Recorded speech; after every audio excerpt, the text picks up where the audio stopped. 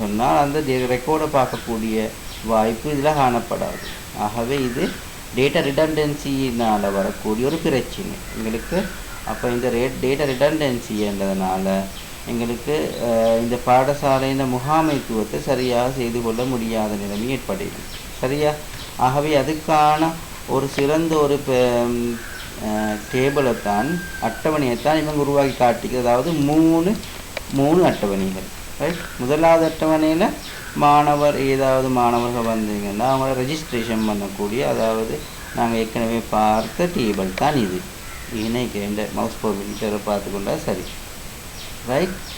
அடுத்தது இந்த கீழே கேட்குறது இந்த நூலகத்தில் பயன்படுத்தக்கூடிய டேபிள், நூலகம்.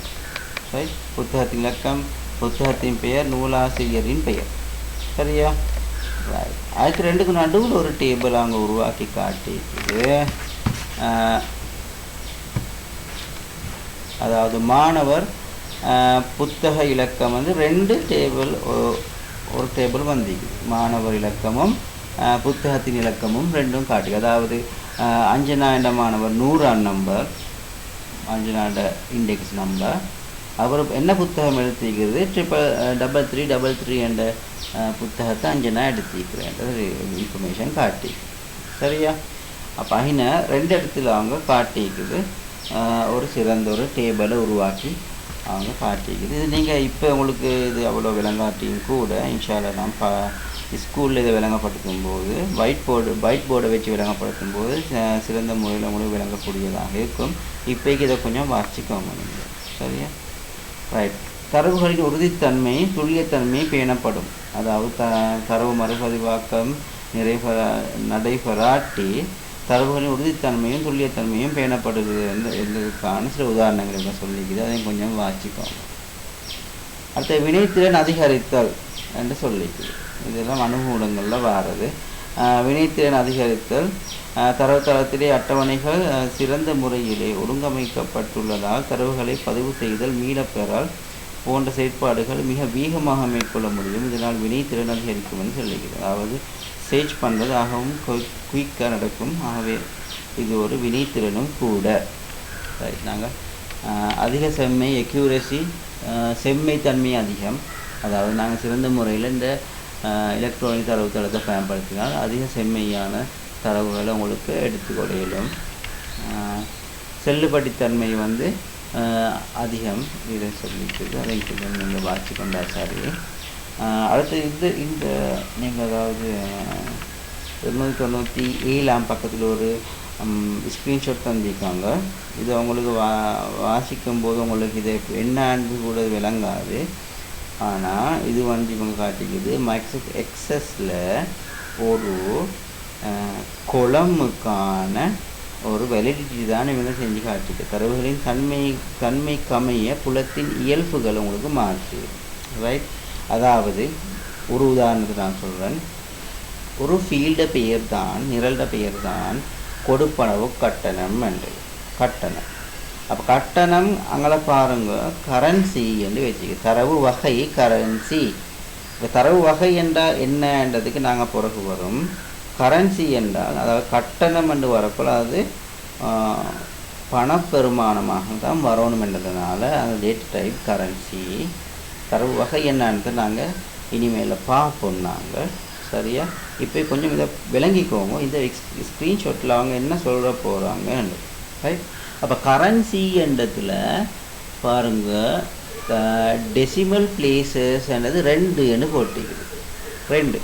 அப்போ அதில் அர்த்தம் என்னன்னு சொன்னால், உதாரணத்துக்கு கரன்சி எனக்கு நான் 50 ரூபாய் என்றது அது கரன்சி. சரியா? 50 ரூபாய் 50% என்றால் இது டெசிமல் பிளேசஸ் என்று தசத்துக்கு பிறகு எத்தனை பெருமானம் இலக்கங்கள் வரணும் என்றது தான் இனம். அதாவது டெசிமல் பிளேஸுக்கு 2 போட்டதுனால தசம் போட்ட இடத்துக்கு பிறகு 00 அதாவது ஏதாவது 2 இலக்கங்கள் வரலாம். அதாவது 50 ரூபா 50% இதில் சரியான முறையில் எங்களுக்கு என்டர் பண்ண இயலும். சரியா? நாங்கள் அந்த டெசிமல் பிளேசஸ் 3 கொடுத்தால் தசத்துக்கு பிறகு 3 தானம் வரும். சரியா? டெசிமல் பிளேசஸ் 1 போட்டா தசமத்துக்கு பிறகு ஒரு தானம் தான் எங்களுக்கு என்டர் பண்ணிடும். அதாவது நீங்கள் அதுக்கு கூடுதலான நம்பர் செட் பண்ணினாலும் இந்த டேட்டா பேஸில் சேவ் ஆகக்கூடியது இந்த டெசிமல் பிளேசஸ் இடத்துக்கு போட்ட எண்களோட பெருமானம் மாத்திரமே. சரியா?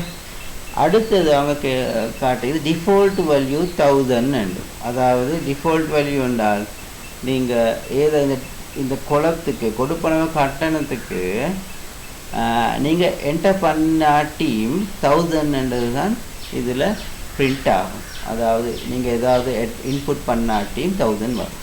சரியா? அதுதான் நீங்கள் சொல்லிக்க டிஃபால்ட் வேல்யூ. டிஃபால்ட்னா ஏற்கனவே 1000 வைங்கோன்னு சொல்கிறது. அதுக்கு மேலே நீங்கள் 2000 மாற்றணுமென்னா நீங்கள் டைப் பண்ணினா அது 2000 காட்டும். சரியா?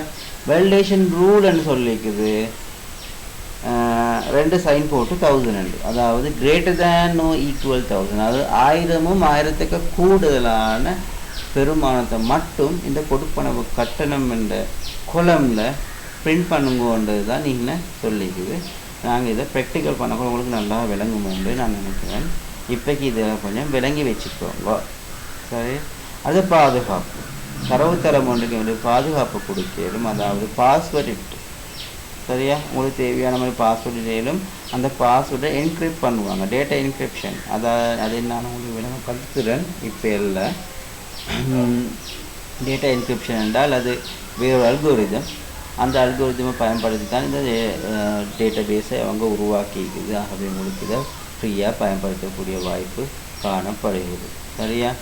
அவங்க ஒரு டேபிள் காட்டிக்குது பாருங்கள். இப்போ இங்கே ஒரு மக் மாதிரி 2 இருக்குது. ரைட்? இந்த மக் மாதிரி இந்த ஐக்கன்லேயே சொல்கிறதுனா இது வந்து டேட்டா பேஸுக்கான ஒரு உங்களுக்கு தெரியும் ஆக்டிவிட்டி டயக்ராமில் நீங்கள் பல சிம்பிள் பயன்படுத்தும். சரியா? அது மாதிரி டேட்டா பேஸை குறிக்கிறதுக்கான ஒரு சிம்பிள் தான் இந்த மக் மாதிரி வர இந்த ஐக்கன்.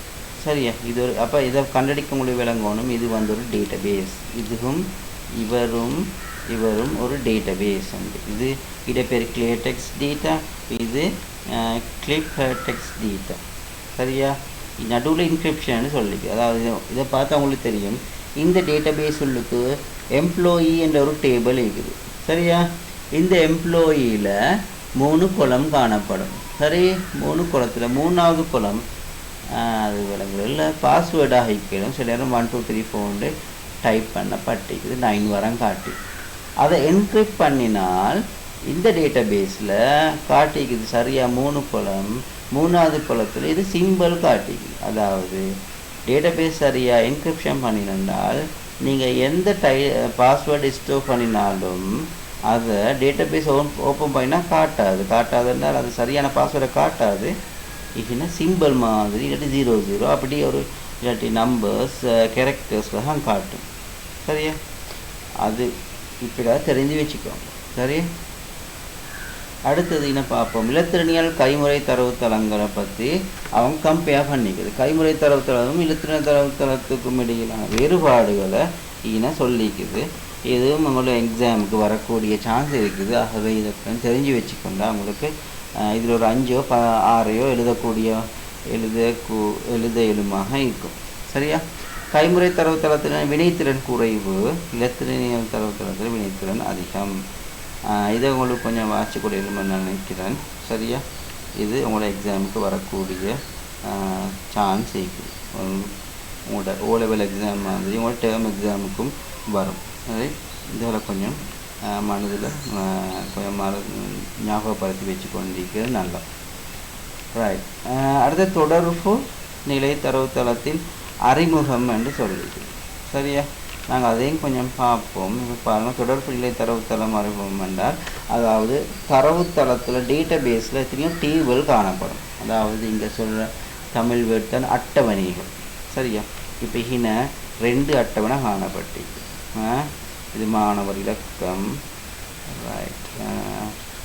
சொல்லிக்குது அது குறித்த ஒரு இலக்கு பொருள் அல்லது நபர் சம்பந்தமான பல்வேறுபட்ட புலங்களின் கூட்டம் பதிவாக கருதப்படும். பதிவுகளின் கூட்டம் அட்டவணையாக கருதப்படும். ஒன்றுடன் ஒன்று தொடர்புடைய அட்டவணைகளின் கூட்டம் தொடர்பு நிலை தரவுத்தளமாக கருதப்படும். அதாவது இந்த 2 டேபிள் இருக்குது, 2 அட்டவணைகள். இந்த 2 அட்டவணைகளுக்கும் இடையில் ஒரு லிங்க் காணப்படுதான் இந்த தொடர்பு நிலை அட்டவணைகள் என்று சொல்லுது. சரியா? ரிலேஷனல் டேட்டாபேஸ் என்று. சரியா? இதை பாருங்கள், இந்த 2 அட்டவணைகளும் 2 வித்தியாசமான அட்டவணைகள். 2 அட்டவணைகளுடைய பெயர்களும் வித்தியாசம். ஆனால் இந்த 2 அட்டவணைகளுக்கும் இடையில் ஒரு லிங்க் காணப்பட்டிருக்கு. அது எப்படி என்று பார்த்தீங்கன்னா பாருங்க, இதில் மாணவர் இலக்கம் என்றது இந்த டேபிளில் ஒரு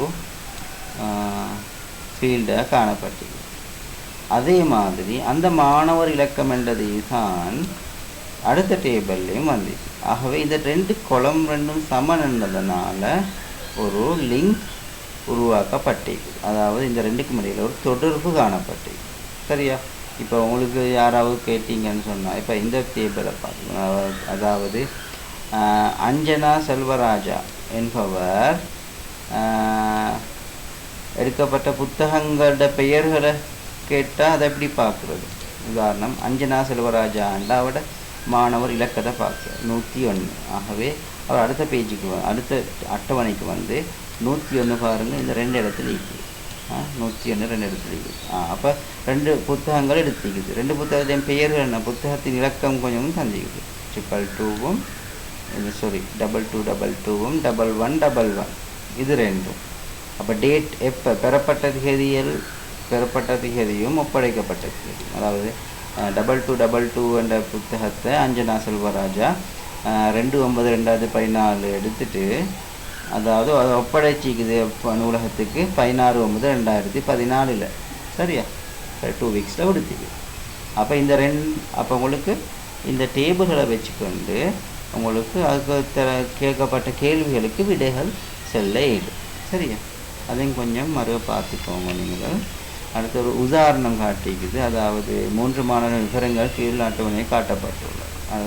இப்போ 3 மாணவர்கள். இப்போ இந்த மாணவர் அனுமதி இலக்கம் 1426, பெயர் என்னான், பிறந்த தேதியான், தொலைபேசி இலக்கம் என்றது விஷயம். அதே மாதிரி 3 மாணவர்கள் அதே விடயங்களை அவங்க காட்டிக்குது. அப்போ இந்த மாணவர்களை இந்த இன்ஃபர்மேஷனை ஒரு அட்டவணைப்படுத்தி எப்படி என்னது தான் உருவாய் காட்டிக்கு பாருங்க. ஒரு அட்டவணை மாணவர் பதிவு என்ற அட்டவணைக்கு பெயரை போட்டு அனுமதி இலக்கம் 1426, 1427, 1428. அதாவது இதை பார்க்க வேணும். இப்படி ஃபஸ்ட் மாணவன் 1426, அவரோட பெயர் கவிது பிரபாஸ்வர், பிறந்த தேதி என்னான், ஆண், தொலைபேசி இலக்கம். அது மாதிரி அடுத்த மாணவன் 1427, பெயர், பிறந்த தேதி, ஆனா பெண்ணா, ஃபோன் நம்பர். 3வது மாணவன் அவரோட இண்டெக்ஸ் நம்பர், அவரோட பெயர், பிறந்த தேதி, கால், அதை தொலைபேசி இலக்கம். என்ன உங்களுக்கு இப்படி பார்க்கக்கூடிய வாய்ப்பு. இதுதான் தரவுத்தளத்தில் அட்டவணை என்று உருவாக்கியிருக்காங்க அவங்க. இது ஒரு உதாரணம். சரியா? அந்த உதாரணத்துக்கு வச்சுக்கொண்டு அவங்க ஆட்டிக்குது. ஒரு அட்டவணையில் நிரல்கள் என்றால் இந்த சிவப்பு அடையாளம் போட்டு காட்டப்பட்டிருக்குது. நிரல்கள் என்றால் இந்த கொலம்கள் மேலேருந்து கீழ் வரங்காட்டு. சரியா? புலப்பெயர்கள் ஃபீல்ட் நேம்ஸ்ன்னு சொல்கிற. சரியா? அது ஆகவும் மேலுக்கு வரக்கூடிய அட்டவணையிட தலையங்கங்கள்னு சொல்லிடும் எங்களுக்கு. அதாவது ஃபீல்டு, ஒவ்வொரு ஃபீல்டுக்குமான பெயர், மாணவர் இலக்கம், முழு பெயர், பிறந்த தேதி, பால், தொலைபேசி. அதாவது இந்த குளத்துக்கான ஃபீல்ட் நேம் தொலைபேசி, இந்த குளத்துக்கான ஃபீல்ட் நேம் பால். சரியா? அப்போ இந்த குளத்துக்கான பெயர், மாணவர் இலக்கம். சரியா? இதுதான் ஃபீல்ட் நேம். அடுத்து இந்த நீல கலரில் இப்படி அவங்க ஹைலைட் பண்ணி காட்டிக்கிறது தான் நிறைகள், ரோஸ்கள்னு சொல்கிற நிறை, நிரல். சரியா? உங்களுக்கு விளங்கிக்குமென்னு நினைக்கிறேன். சரியா? ரைட். இந்த உதாரணம் நான் ஏற்கனவே விளங்கப்படுத்தின உதாரணம் தான் உங்களுக்கு. இப்போ அதையும் உங்களுக்கு பார்த்தா வாசித்தா விளங்கிக்கொள்ளும். சரியா? இந்த முதன்மை நிலை சாவி, பிரைமரி கீ என்று சொல்கிற ஏதாவது இந்த உதாரணத்தை வச்சுக்கொண்டு நான் சொல்கிறேன். மாணவர் இலக்கம் பாருங்கள். இது முதலாவது ஃபீல்டில்